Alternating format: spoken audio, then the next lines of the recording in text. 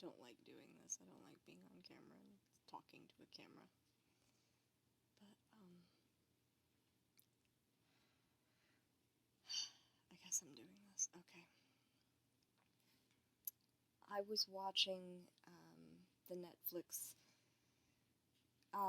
series about, Elisa Lam and, the mystery of her disappearance or whatever. And 3 episodes were wasted, and all of the resources, it seems, were wasted to me on, the conspiracy theories and the silly notions and people discounting evidence because it seems like they didn't understand what certain aspects of mental illness might entail. And particularly, I remember that it seems funny to me that they were like, well, why would she be naked? Why would she be naked? It's like, oh, honey, if you've ever been manic, the urge to get naked seems to go with that, and I have no idea why. But, so anyway, I wanted to take a minute to talk about my experiences with mania, and what I have tentatively discovered works for me, because I'm curious to know if any other people have experimented with this and found success. And maybe this can be helpful to somebody else, but I hope. I would just like to get an open discussion going about these things so that people know exactly what we're talking about and what we're dealing with when certain topics are discussed. I feel like they're a little vague, or I don't know. Clarity can be lacking. People get uncomfortable talking about the direct actions and implications of things, and so I'm just going to read what I wrote about it, and I'm hoping it makes sense. But I would like to talk about mania, and more than that, I would like to invite an open discussion, re neurological and atypical states, and offer some psychological clarity on the concept of mental illness. I'm making an effort to steer clear of opinion or commentary, what is good or bad, right or wrong, things about religious and social morals, etc. Those are interesting to me, and I do want to have those discussions. I like them, but that's really not what I want to make this series of videos about. So I'm hoping that people will reserve their comments to things that are not in that sphere of commentary. I would like to talk about the productive and the technical aspects more than the moral aspects. I think that's where the greatest opportunity for communication and learning lives. My first memory of being manic occurred when I left home at 18 years old from rural or suburban Louisiana to go to what was called Rick's College. We called it Bob's College and Steakhouse. But it's now BYU Idaho. And, it was silly things. I didn't, this was my very first experience with mania, and I just got very excitable, and having people around made me, giddy, but exceptionally giddy. And there are all kinds of stories of running the track at Mormon College naked on a dare. I have pictures of us jumping off of like a 45-foot steel girder bridge. We climbed up barefoot to the very top and just jumped off into this river. Pretty risky behavior, I suppose. Because why not? But skinny dipping, flashing friends, or proposing marriage to assorted people a few times a week, belting out love songs to strangers in public, and yeah, getting naked seems to be a consistent pattern when I'm manic in particular, or it was. I don't know if it would be now.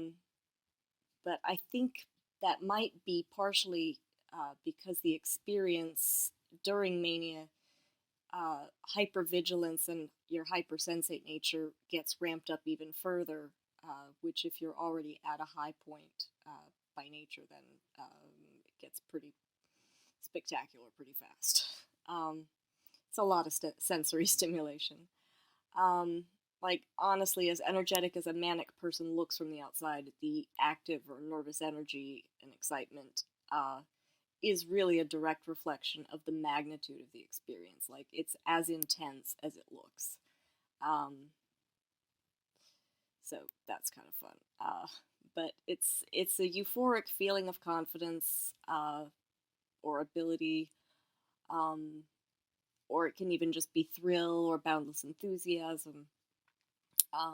But I'd go up to strangers and introduce myself, like, "Hi, I'm Ingrid. Do you want to go stalk Elton John with me?" Or, just trying to drag people into, like, publicly performing something. It just, I don't know. I became a bit of an instigator, or I wanted people to instigate for me, you know. But usually when I was in a manic state, because I was unfamiliar with it and I hadn't really experienced it before 18, I didn't know what was going on, and I wasn't really even aware of it at the time. I just thought I was having fun. And I don't think that I would have ever become aware of it in real time if it hadn't been for my traumatic brain injury, where I have a certain amount of awareness now that's different. Whatever the filter is that normally blocks us off kind of from seeing ourselves by default, that's one of the things that got shifted. So it's weird, but I can be manic, and in real time I can actually pay attention to myself, recognizing myself coming into the state and coming up and riding it now. I have effort and will and focus about. So that's kind of been a neat development. But back then, I was completely unaware of myself in those moments.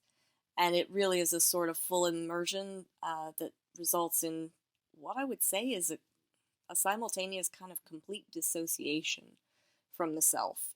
But it's also like the full investment of the self into an experience or the exterior world or some sort of interactive something. And I think that's why bipolar people are often very memorable at, say, like a party or a gathering. If it's a lively or a spirited occasion, those type of people feed energy to the room and can keep the mood upbeat, and even be infectious. But sometimes it turns on at an inconvenient or an awkward time, and sometimes it even shuts off completely, which is why the counterpart is deep depression. Because you've literally been leaping between cliffs and somehow floating. But when the energy is spent and your body can't sustain it any further, all you can do is crash. And you're coming from an unbelievably high height. So the fall to simply a neutral stasis point, as the mania tapers or dwindles, would be difficult just to go to average. But the magnitude of your feelings, of the strength of it, is equally applicable for positive feelings or your best feelings as it is for negative or worst. So however happy you can be is the same degree to sad that you can be, or melancholy, or worried, or magnitude is constant in a sense. At least for me it is. But I know that some people do take medication for that, and I can't comment on whether or not I think it works for other people. But I have to be honest that, I was on medication for many years. I guess about 20, 25, 20, I suppose. And I don't have any problem with people who take them and they feel they get a benefit. But the idea or the goal of, like, just altering yourself, like you can successfully stop what your system naturally does as a function, is really not a very sound scenario. It's kind of a fallacy. It's like being a bird, but telling yourself if you try hard enough, you can swim and breathe underwater. You can adapt, but if you're just stifling the system or trying to contain the system or tamp it down, it still produces that energy and you can't get around that.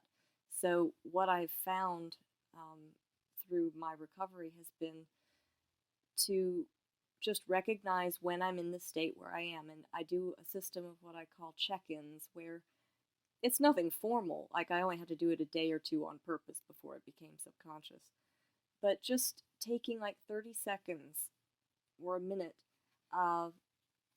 where I'm not looking at a video or I'm not listening to music, I'm not reading something or commenting on anything.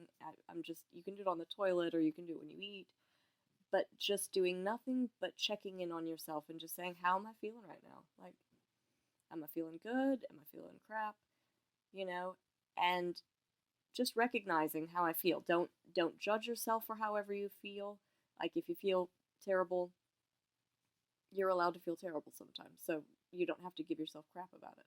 But if you check in with yourself and just a few times a day, just recognize where you're at with yourself, you start to just have a habit of checking in on yourself.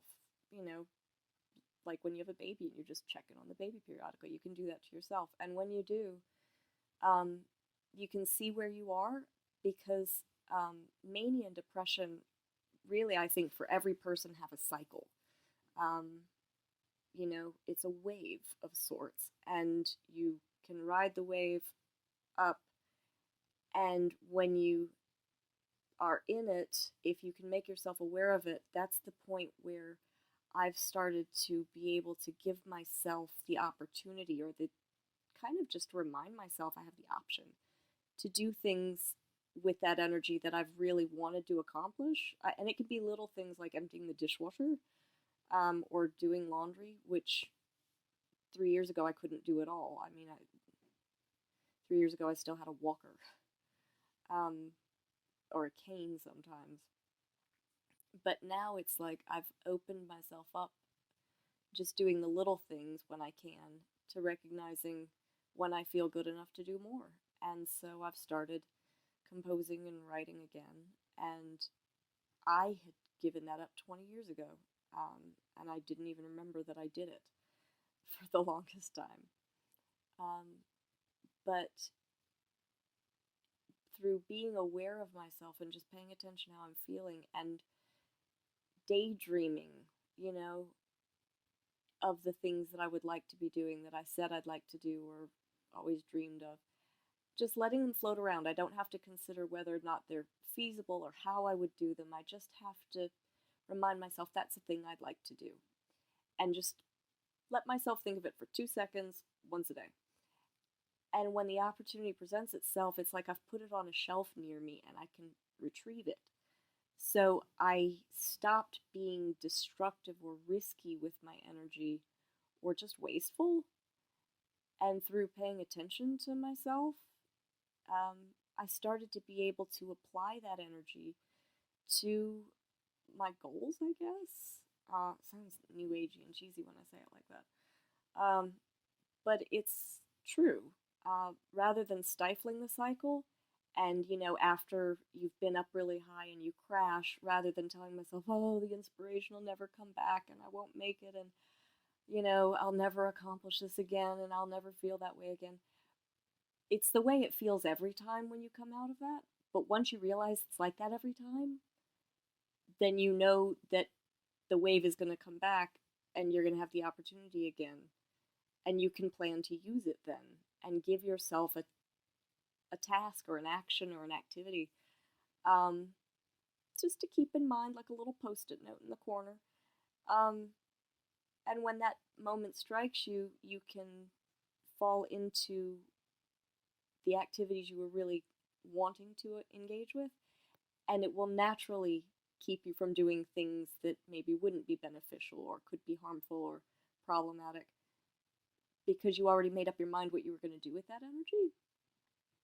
And you don't have to have an outcome in mind. I'm going to get it finished, or it's going to be perfect, or this. You just have to let yourself do it. and have fun doing it. Just invest your full self in it, no matter what you think it's going to turn out like. It really doesn't matter, so try not to think about how it's going to turn out, and just let yourself ride it.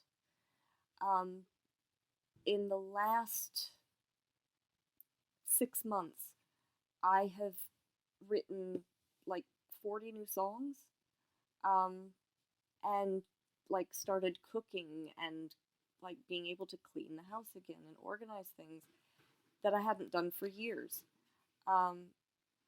So it can be done, and it's something you can maintain yourself with practice, and also remembering to have a partner or a friend. It doesn't have to be a relationship like a romantic thing. It could be somebody at work, or your daughter or son, or your mom, or your best friend, whoever it is, to check on you and let them know what you look like and what you feel like when you're in your manic state, and let them know the kind of things you wish you could be doing with that time, because when you do that, even if it slips your mind, you've put it in the mind of someone else, and they know how to look out for you, because success as a human really does depend on having feedback from at least one person that you can trust or rely on, or go to an emergency, or whatever you're needing. If you can let yourself set that up without judgment, what are people going to think of me? What if I tell them?